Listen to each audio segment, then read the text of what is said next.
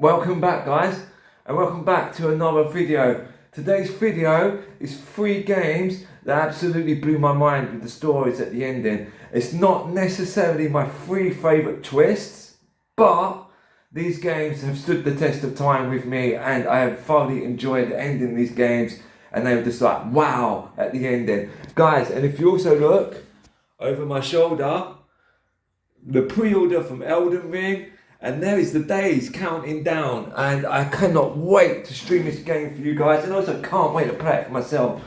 Okay, so here we go, guys. Enjoy the video, and I'd like to ask you now, would you kindly please like and subscribe to this video? I would appreciate it a lot, as it helps me build what I want to try and build for you guys, and also for myself, because I enjoy doing this. Okay guys, thank you and goodbye. Well, see you soon. Wait!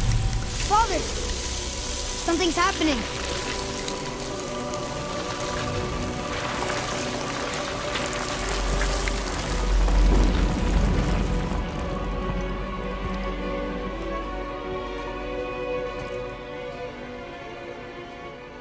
It's your axe. It's smaller. Look. She's arguing with a bunch of giants. She knew giants?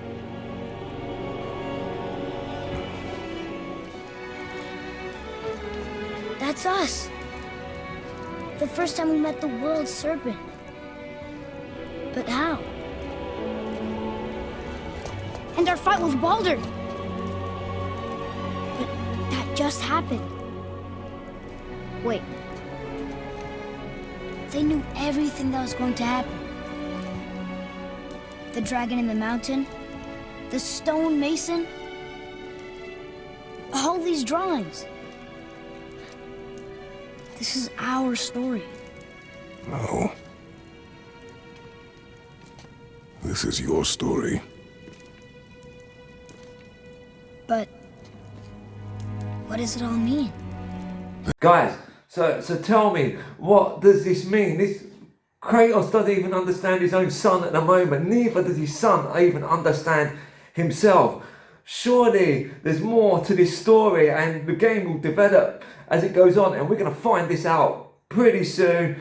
And yeah, there's a lot more to find out about Atreus at the moment. I was not the only parent with secrets.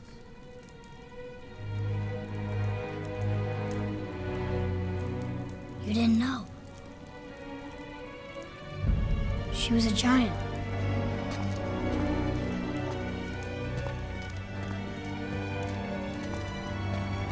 I'm a giant.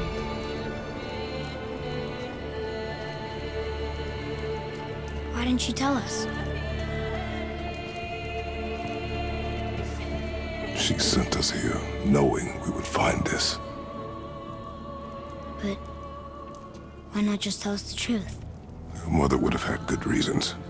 Okay, so now we found out that Atreus is a giant, and his mum sent him across the realms, or some of the realms, not all of them, because some of them are mysteriously locked by Lodin. We find out more about that in Ragnarok, why he locked them. But it's now found out that he's half giant, half human, from what I believe. Surely there can't be anything else hiding. Surely now we know what Atreus is.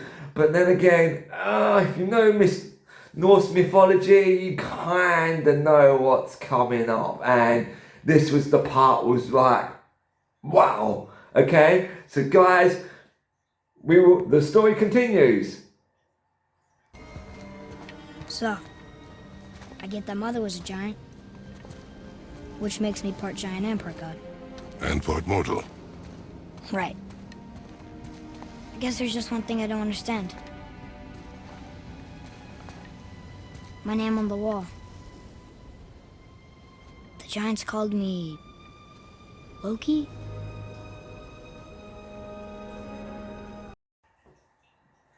Wow. And there you go, guys. That is the moment in God of War when we find out that Atreus is actually Loki. And Kratos is kind of like in a world of crap now. Dealing with Loki, the god, is going to be really troubling for him. But I'm pretty sure there's loads of other things, if you understand Norse mythology, that would have told you this. Like Loki now, Atreus, carrying the mistletoe arrow on his chest. Because we all know the story of Balder and the mistletoe, if you understand Norse mythology. His mum Freya travelled the realms, told every single creature living in the world and plant not to harm Balder, but she never told the baby mistletoe.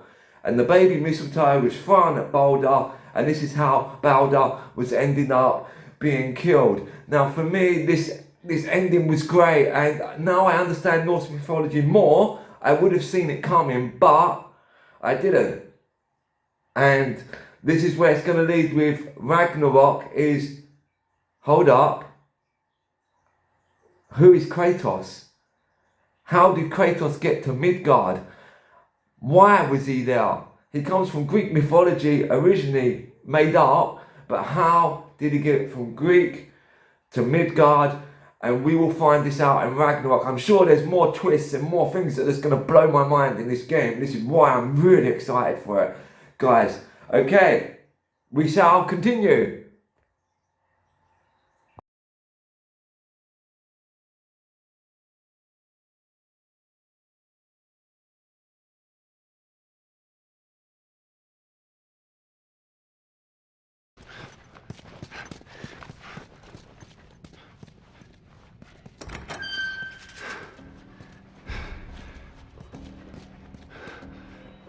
Jesus.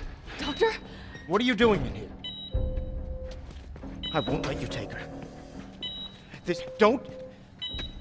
No! You fucking animal! Carrie, shut the hell up.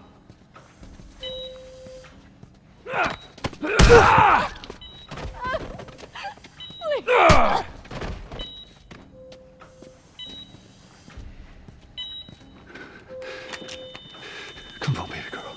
I got you. I got you.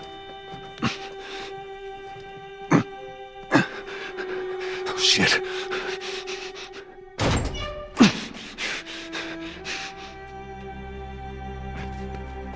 He's carrying her toward pediatrics. Fucking hell, Joel.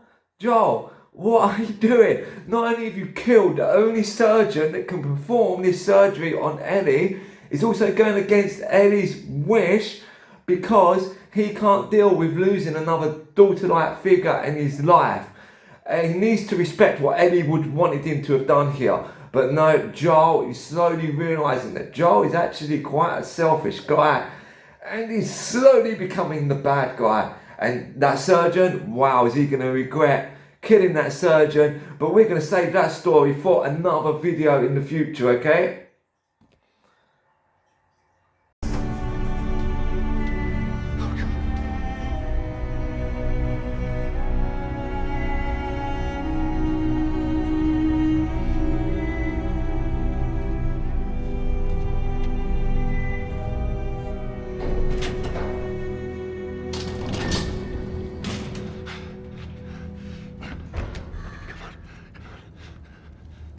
You can't save her.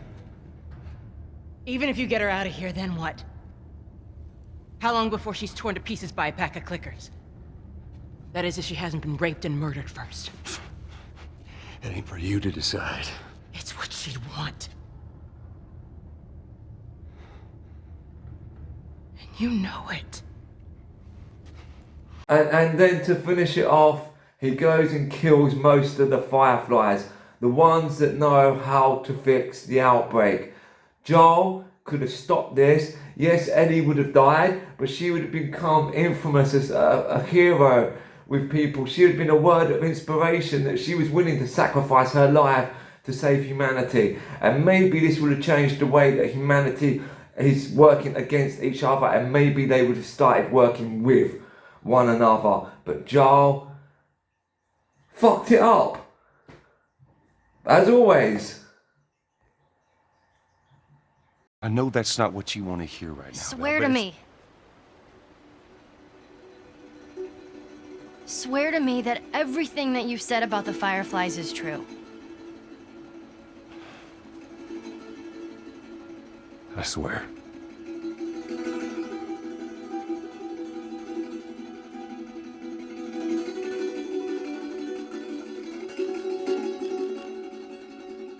Okay. Then comes the big moment. The moment I think is the worst thing that Joel did, when Ellie gives him the chance to tell the truth to her. And the reason why, she knows that he's lying. She knows that there wasn't more people like her. She knows that if she would have died, she would have been the cure. And he continues to lie to her even when she gives him a chance to tell the truth. And you see this in her eyes, and it absolutely breaks her heart at the ending of the game. And this is why the first game of The Last of Us is one of the finest games ever made, because of the emotion that it pulls on. And at the ending of it, you don't feel complete, you feel absolutely shattered by what this game has done at the ending. And it was because of one man's actions, who we played as. We perceived him as the good guy, but when you realise he's just like everyone else in this world, he's in it for himself. And I think we hate him for it, but also we understand why he did it, so we can't hate him. And the story continues in the second game. The second game is very conflicting. I will cover the second game in a later video when we do maybe something like this again. Okay guys, and that is the ending of The Last of Us Part 1 anyway.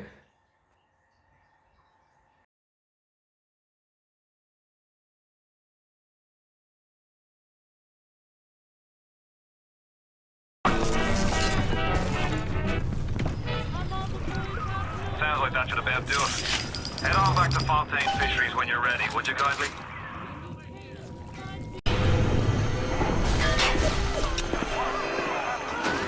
What happened to you?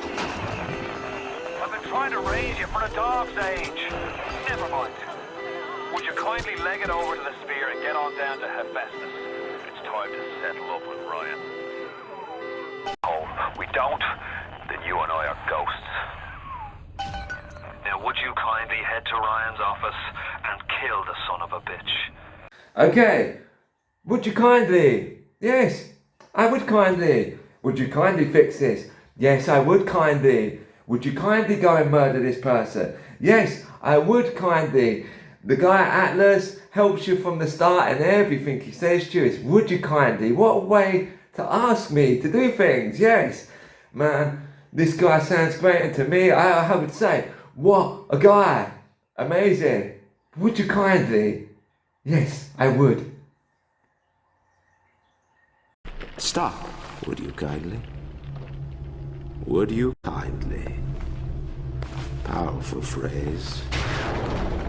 Familiar phrase. Would you kindly? Would you kindly get this? Would you kindly find that? Would you kindly find that? Would you kindly find? Would you kindly get this? Would you kindly head to Ryan's office and kill the son of a bitch? Sit, would you kindly? Stand, would you kindly? Run! Stop! Turn.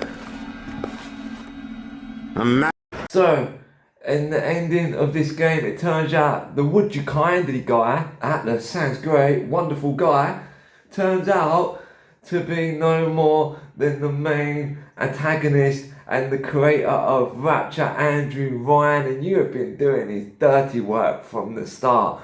Everything has gone against you, so would you kindly? And I hear this now, and I'm straight away, I think, oh yes, would you kindly tidy your room? Yes, I would kindly do this. Would you kindly make a cup of tea? I would kindly make a cup of tea. This is to show how messages in games can affect people mentally, and you do them without even thinking. So my wife now has it easy. If you put, would you kindly at the start? Yes, I go and do it, very kindly.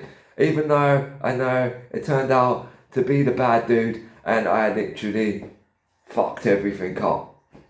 Cool. And on that note, guys, people, again, I'd like to say right now, would you kindly like and subscribe to my videos, and I look forward to doing more in the future.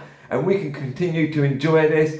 I'm thinking of adding things like a green screen so I can do some acting and we can act out some of the games. My next video is going to be something on the lines of video games that have made me cry. I could put The Last of Us in that, but I'm not putting The Last of Us inside every single video that I make. So it will be different, and I could also do a similar topic as this again in the future, because there are loads and loads and loads of games that I can make videos on like this. So thank you guys. Remember, would you kindly, and goodbye.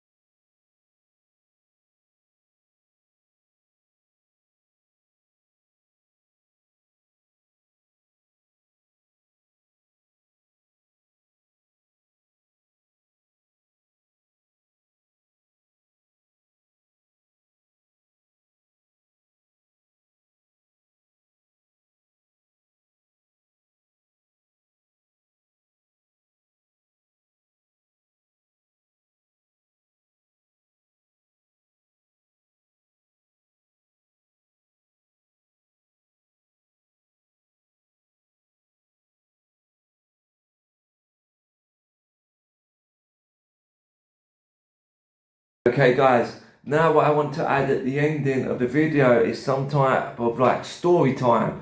It's to talk about games that I've played in the past that have memories of me and have some maybe interesting stories that people will find interesting. Today I'm going to talk about the very first time I discovered a little blue fast hedgehog called Sonic. I believe the time was around the early 90s, 1990. I was just start 89. I was just starting secondary school. That was it, 89. And normally I'd go to my friend's house, and I would meet him there, and we would leave and go to school after his parents went to work. But one day he got Sonic the Hedgehog. At the weekend, I went to his house on a Monday, and he was like, I've got this excellent game, we need to play this. And I said to him like, do you know, we need to show me this now, show it to me now. And he was like, maybe we should wait for his parents to go to work, and then we would stay at home and play Sonic, obviously when we're meant to be going to school. And we did this. I loved this game. I'd never seen anything like it. I'd played Mario before, but nothing had caught me quite like Sonic. The problem was getting myself to school. I ended up with my friend missing about 6 months of school, because every single day we went to his house, his parents went to work, and I played Sonic. And my mum must have got an idea about this, because she caught me when we got bored of playing Sonic with my Commodore Amiga in my bag, and when I was leaving to go to school, and she was like, where are you going with this? I was like, they have a games day at school, Mum. And she was like, are you sure? And I was like, yes, they definitely have a games day at school. And I said I would take this and we could play video games at the school, and they said it was okay. Obviously, my mom contacted my form teacher, and the form teacher didn't really know who I was. Yeah, he had me in for one day, the very first day at school. After that, he had nothing. So my mom asked my brother to go to the form teacher and to get all the days that I wasn't at school. And literally, he come back with about 4 pieces of A4 paper. He was leaving the school, and I remember I was at school, strangely, this day. And he waved it in my face and told me, I'm going to go and tell Mum, you've not been at school for 6 months. And yeah, this to say, we kind of had a fight and an argument on the way home. And yeah, I learnt my lesson to actually go to school. And what do you know? Karma happens, because now I'm a school teacher and I absolutely love going to school and enjoying myself.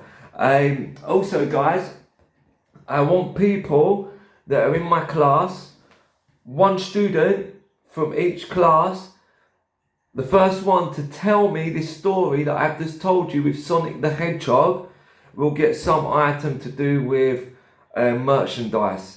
I'm not too sure what it will be. I will sort something out in the future, but only one student from each of my classes will get entitlement to this, okay? And watch my videos to the end, because I will be doing this from time to time. Okay guys, thank you.